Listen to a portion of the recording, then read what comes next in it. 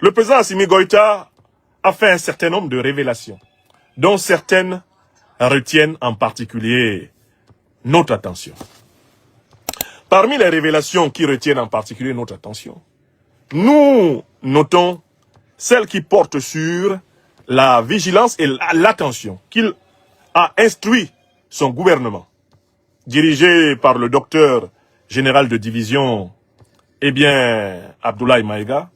Il a instruit son gouvernement de suivre de très près l'évolution d'un phénomène qui jusqu'ici était clandestin, un phénomène caché, un phénomène larvé, un phénomène camouflé, un phénomène que nous observons dans tout le Sahel et que nous observons dans toute l'Afrique noire, de confession musulmane. Quel est ce phénomène? C'est qu'en effet, l'impérial terrorisme, pour recruter les mercenaires qui ensanglantent notre sous-continent, n'utilise pas seulement l'argent, les espèces sonnantes et trébuchantes, qui, comme vous le savez, ont un pouvoir de corruption pour des populations appauvries, que nous avons à travers le Sahel et à travers toute l'Afrique. Pendant longtemps, pour comprendre le recrutement des troupes mercenaires d'Al-Qaïda et de l'État islamique au sein de nos propres populations africaines, on a utilisé exclusivement le paradigme économique. On disait que les jeunes terro-impérialistes qui sont recrutés en Mauritanie, au Mali, au Sénégal, au Burkina Faso, au Niger, en Côte d'Ivoire, au Ghana, au Togo, au Bénin, au Nigeria, au Cameroun, en République centrafricaine, au Tchad. Bref, tous ces jeunes gens qui se retrouvent dans les bandes criminelles d'Al-Qaïda et l'État islamique, quand on se posait la question de savoir pourquoi ils y adhèrent, la réponse dominante c'était ils y adhèrent parce que cela leur permet de gagner de l'argent facilement. Mais enfin, quand même, une carrière de terroriste, c'est une carrière extrêmement dangereuse. Quelqu'un qui veut gagner de l'argent, c'est quelqu'un qui veut jouir de cet argent. Et par conséquent, est-il une âme de mercenaire? Quelqu'un qui adhère à Al-Qaïda et à l'État islamique ne peut pas entièrement trouver sa motivation dans le fait qu'on lui donne de l'argent. Pourquoi? Parce que c'est une carrière extrêmement risquée. Une vie de mercenaire est de moins en moins supérieure en durée à une vie de mouche. Partout à travers le monde et notamment dans le Sahel, une vie de mercenaire dure difficilement 1 mois. En raison du resserrement de l'étau des armées africaines en général et des armées sahéliennes en particulier sur les groupes de terroristes, devenir terroriste, c'est signer un pacte avec la mort imminente, la mort proche. Ceci amène donc à poser une question en profondeur. Mais si les jeunes gens qui adhèrent au groupe terroriste le faisaient pour de l'argent, en fait, ils adhéreraient ponctuellement et après ils renonceraient pour aller vivre de cet argent. Ou du moins, ils arrêteraient à partir d'un certain moment pour se consacrer à faire des affaires avec l'argent qu'ils ont obtenu. Parce que quelqu'un qui aime l'argent, paradoxalement, ne peut pas profondément s'engager dans une carrière terroriste. Parce que si tu aimes l'argent, et comme les carrières terroristes sont brèves et périlleuses, tu seras mort et ton argent va rester. Imaginons que tu aies gagné en 1 mois d'activité terroriste la somme de 300 000 ou 500 000 francs CFA. Imaginons cela dans l'absolu. Si on te tue, est-ce que tu vas manger tes 300 000? Tu ne vas pas les manger. Est-ce que tu vas manger tes 500 000? Tu ne vas pas les manger. Donc en fait, si la motivation du terroriste était essentiellement, l'argent, ce serait absurde. Puisqu'en effet, une vie de terroriste étant très brève, l'argent même qu'ils accumulent, cet argent-là, ils n'en jouissent pas. Voilà pourquoi les propos du président Assimi Goïta nous amènent à bien comprendre qu'il n'y a pas que la motivation économique dans l'engagement de nos jeunes gens les plus vulnérables et les plus fragiles dans les groupes terroristes. Il y a une autre motivation, il y a une autre raison qui explique le risque pris par ces jeunes gens de mourir en devenant des mercenaires de l'impérial terrorisme occidental. Quelle est donc cette motivation? En fouillant très bien, on se rend compte que cette motivation doit être cherchée dans une certaine forme d'éducation religieuse qu'ils ont reçue depuis leur prime enfance, jusqu'à leur adolescence, jusqu'à leur âge adulte. Cette éducation religieuse est donnée dans nos madrasas, nos écoles coraniques, Elle est donnée dans certaines de nos mosquées. En quoi consiste-t-elle? À faire croire à nos enfants, à faire croire à nos filles et à nos garçons qui deviennent tout naturellement musulmans dans le bassin sahélien, que le meilleur État, la meilleure république, la meilleure forme d'État dans laquelle ils puissent vivre, c'est le califat. Je recommence. À l'intérieur de nos écoles coraniques au Sahel, en Afrique centrale, en Afrique de l'Est, on enseigne depuis plusieurs générations aux jeunes gens que la meilleure forme d'organisation du pouvoir politique, que la meilleure forme d'État, que la meilleure forme de république dans laquelle ils puissent vivre, c'est le califat.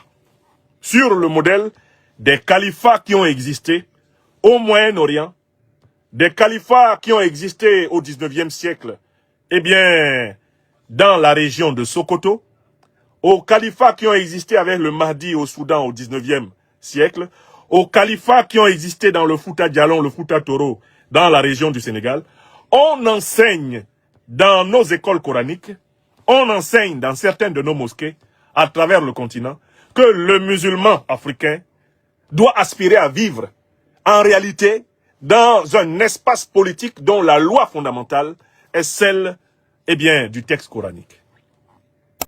Donc, c'est ce détournement pédagogique de l'islam à des finalités politiques qui constitue la motivation la plus élevée chez les terroristes. Ibrahim Traoré est un égrégore très puissant, plus puissant que Thomas Sankara grâce à Internet, parce qu'à l'époque de Thomas Sankara, il n'y avait que une toute petite sphère francophone qui connaissait l'existence de Thomas Sankara. Mais Ibrahim Traoré, j'ai été au fin fond du Kenya, dans des villages qui n'ont pas d'électricité, qui n'ont pas Internet, qui n'ont pas de radio. Ils connaissent Ibrahim Traoré. Quand ils m'ont entendu parler français à Douka, ils m'ont dit French, French, French. Are you coming from Burkina Faso? J'avais tellement honte de dire non, je ne suis pas burkinabé. J'avais tellement honte. On veut tous être burkinabé, je crois là. J'ai dit non, je ne suis pas burkinabé. Ils m'ont dit si un jour tu vas au Burkina Faso, s'il te plaît, donne notre salut à Ibrahim Traoré. On l'aime, on le respecte et tout. Et ces gens-là, qui ne sont pas connectés, connaissent Ibrahim Traoré, les gars. Ça veut dire que tout le monde là sur la planète connaît Ibrahim Traoré, connaît son travail, connaît ses résultats. On parle pas en milliers de personnes ou en millions, on parle en milliards, les gars. Je vous jure, j'exagère pas. Il y a des milliards de personnes sur la planète qui soutiennent Ibrahim Traoré. C'est pas juste un militaire. C'est un bâtisseur. Il utilise le moyen des armes pour assurer la sécurité avant de bâtir ou en même temps que bâtir. Et ce bâtisseur, il faut le protéger parce que tout le monde n'a pas ses idées. Tout le monde n'a pas sa façon de mettre les choses en place, sa cadence, sa rigueur, son intégrité. À ce stade, on a tous compris que le préserver, c'est préserver l'avenir de toute l'Afrique. Ibrahim Traoré n'est pas juste une personne. C'est un égrégore qui grandit, qui se répand, qui devient massif. Et cet égrégore, il est nourri. On parle en milliards de personnes. Alors qu'ils étaient en train de rigoler et qu'ils étaient tous très contents de voir Maduro dans son survêtement Nike traîner comme un vulgaire bandit, eh bien aux États-Unis, ils viennent de se rendre compte qu'ils sont tous des potentiels Maduro.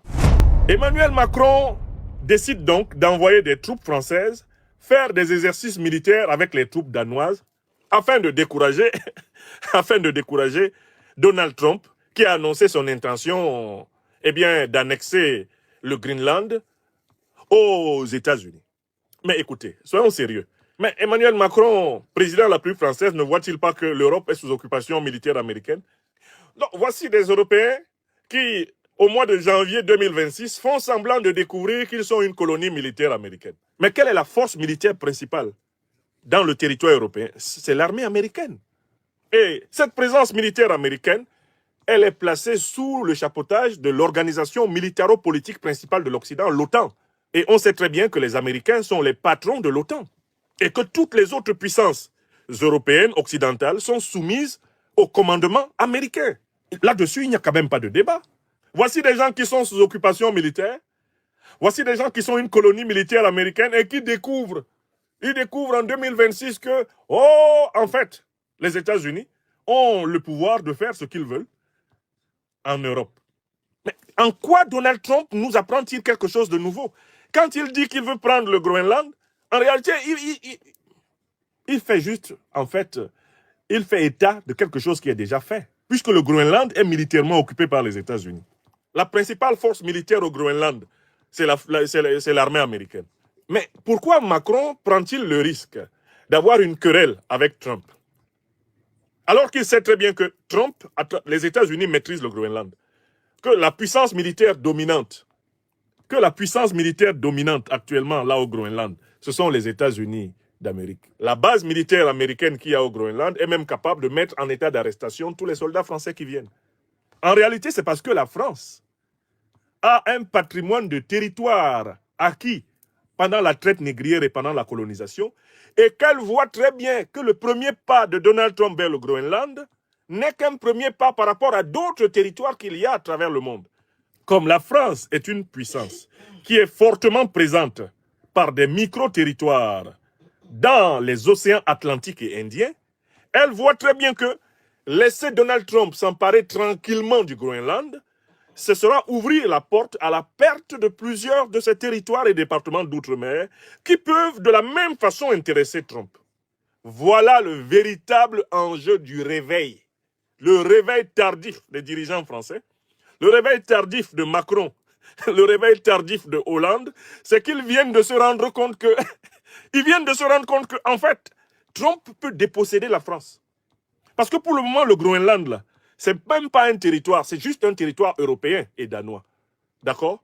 Mais s'il se précipite pour aller là-bas, c'est une manière de lui dire, non, ça c'est trop, nous ne souhaitons pas que vous touchiez à nos affaires.